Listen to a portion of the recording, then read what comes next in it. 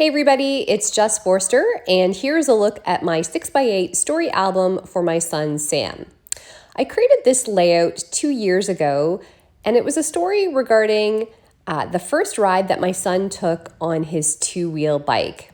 He's recently upgraded to a new-to-him bike that he received from his sister. I love the colors in the Ali Edwards Currently Story Kit, and I decided to add some layers or add a ongoing story about getting his second two-wheel bike.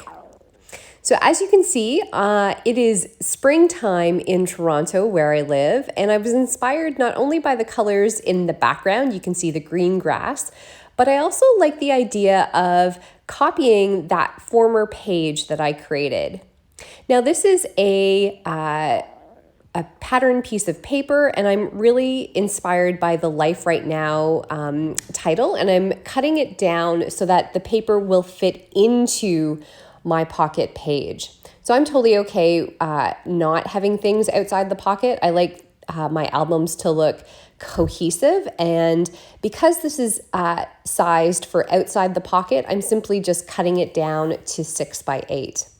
I also like the idea of having that piece of pattern paper as a placeholder for my story. Now you'll notice on the right, there is a collection of elements that I have printed out from Photoshop Elements. I'm inspired by, as I said before, the green in the kit, and I sort of designed this in Photoshop Elements. I opened up a 6x5" mat and added a few extra photos to give context to the story. So I simply, I'm trimming this down so that the lines that I drew on that story placement will actually fit in, and you can see the defined lines. I love using pattern paper as a placeholder for the story, as a placeholder for the words. You know, when we use story kits, it's often we're working in 3x4 or 4x6 sizes, and this is just an invitation to get a little bit creative. I was inspired by this chipboard piece which says currently in the evening, and my son Sam really loves to go for a bike ride at the schoolyard close to our house and for us to play a game of chase. It's like regular chase, but with bikes. I'm using 3 other big chipboard pieces and placing them in a visual triangle in the white space on the 6x8 photo, and then using these asterisks to highlight the different sentences in my story.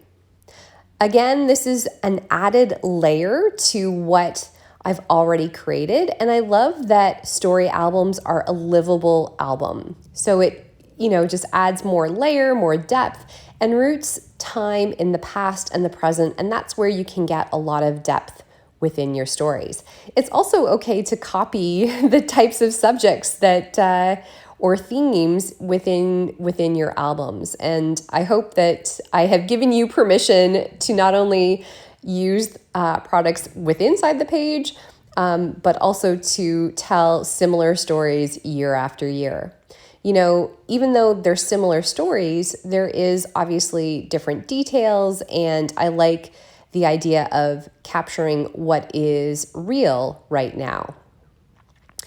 As you'll notice, I am using that Easy Runner from Scrapbook Adhesive. I've got a lot of those scrapbook guns, and they are a fabulous thing to hold, and I know that I'm never going to run out. So I'm just doing some bullets on the side, and after I stamp the date, I'm going to add a few extra details, including Sam's initial, using these Ellie Studio puffy stickers. I think I own many of these. These are one of the products that I tend to use often. I like having initials. I like having a collection of, I feel like it's worth it in terms of my supplies to have a variety of colors of puffy stickers, not only in alphabet, but also in dots and hearts and stars. I'm just adding 6 here to the top because Sam is 6 right now. And in that former page, he was 4. Once I add a little dot to create a visual triangle, some lumps and bumps on the page, I am going to call it done. So here is a look at my final 6x8 page and some of the details. Friends, it's okay to scrapbook slow, to use products with inside the pocket, and to tell various stories again and again. Thanks so much for joining me. Hope you have a great day. Cheers.